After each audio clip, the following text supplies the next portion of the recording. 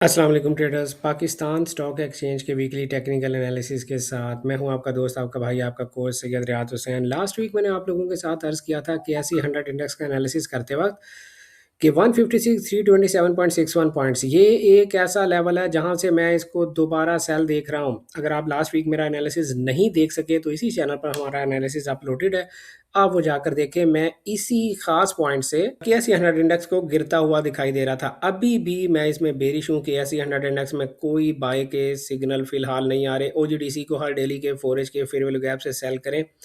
एटीआरएल को, पीओएल को, पीएसओ को, पीपीएल को, एनआरएल को, पीआरएल को, हब और पीआरएल को, यहाँ तक ये जितने भी मैंने आपको ऑयल एंड गैस सेक्टर के स्टॉक्स को एनालाइज किया, सबको हर डेली के फोरेज के फेयरवेल गैप से अगर आप सेल कर सकते हैं तो करें। हब पावर कंपनी को अग्रेसिवली सेल नहीं करना, लेकिन अगर आप सेल कर सकते हैं तो आप इसको भी सेल ही करेंगे बड़ी एहतियात के साथ। माड़ी इंजीनियर्स को भी आप सेल करने से फ़िलहाल परहेज़ करें। इसकी ट्रेडिंग से आप थोड़ी देर के लिए अवॉइड करें, लेकिन सिनर्जी को और एसएसजीसी को और एसएनजीपी को आप आराम से सेल कर सकते हैं। अगर आप सेल कर सकते हैं तो आपको इनमें हर डेली के फोरिश के फेयरवेल गैप से सेल करना चाहिए। कमर्शियल बैंक में मिज़ान बैंक, सबका अलग अलग एनालिसिस करना पड़ेगा। Meezan bank is technically bullish for this week. आपको इस वीक में बाय के सेटअप्स को सपोर्ट करना चाहिए। फैसल बैंक को आपको सेल के सेटअप्स को सपोर्ट करना चाहिए। एमसीबी में भी आपको ट्रेड नहीं करना चाहिए और एचबीएल में आपको सेल के सेटअप्स को सपोर्ट करना चाहिए। बीआईपीएल में आपको सेल के सेटअप को सपोर्ट करना चाहिए। यूबीएल में भी आपको सेल के सेटअप को सपोर्ट करना चाहिए और हर डेली के फोरेज के फेयरवेल गैप से आपको सेल ही देखनी चाहिए। सीमेंट सेक्टर में PIOC, Kohat cement, DG Khan cement, lucky cement, maple leaf cement और चिराट सीमेंट, सब सीमेंट सेक्टर्स को, सिर्फ चिराट को निकाल के बाकी इन सब पाँच के पाँच स्टॉक्स को अगर आप सेल कर सकते हैं तो लाजमी हर डेली के फोरेज के फेयरवेल गैप से सेल करना है। चिराट सीमेंट में फिलहाल आपने सेल करने से एहतियात करनी है, लेकिन बाय भी इसमें नहीं है। टेक्नोलॉजी एंड कम्युनिकेशन सेक्टर में नेट सोल की अगर मैं बात करूं, एवीएन और सिस, नेट सोल और एवीएन, इन दोनों को अगर आप सेल कर सकते हैं तो हर डेली के फोरेज के फेयरवेल गैप से सेल करेंगे। सिस्टम्स लिमिटेड, मैंने लास्ट टाइम भी आप लोगों से अर्ज किया था कि आपको इसको हर डेली के फोरेज के फेयरवेल गैप से बाय देखनी चाहिए। टीआरजी में भी आप सेल से फिलहाल परहेज करें, बाय भी ना करें। एयर लिंक की अगर मैं बात करूं तो आप आराम से अगर सेल कर सकते हैं तो हर डेली के फोरेज के फेयरवेल गैप से इसको सेल करेंगे।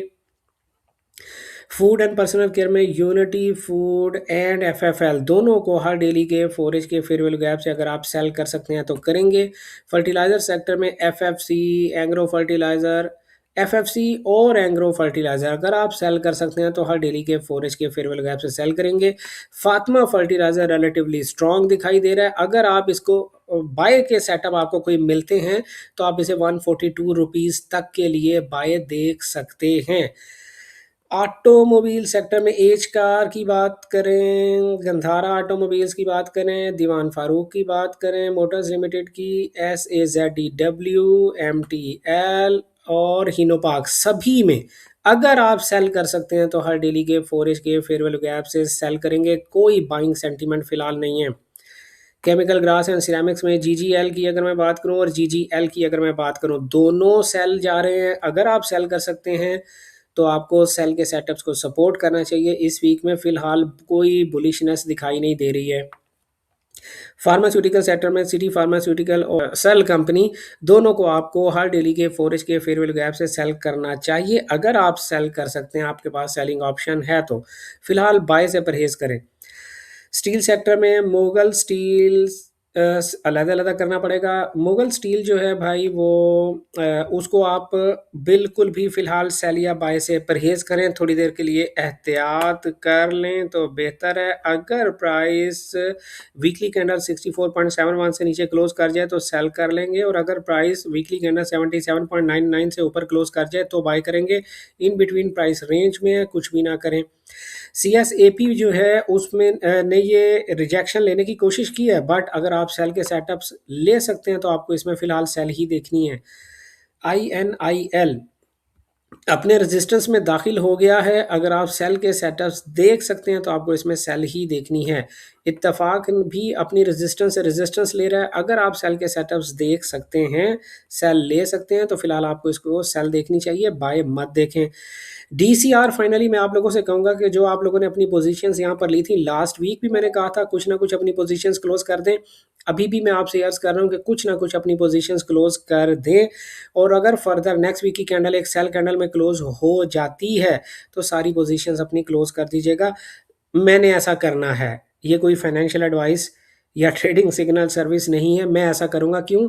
क्योंकि जब तक अब ये लो इनवैलिड नहीं हो जाता, इसके ऊपर जाने के चांसेस थोड़े कम हो गए हैं। प्राइस स्ट्रगल कर सकती है, नीचे भी नहीं आ रहा है, ऐसे नहीं है कि ये एकदम गिर जाएगा, नीचे भी नहीं आ रहा फिलहाल।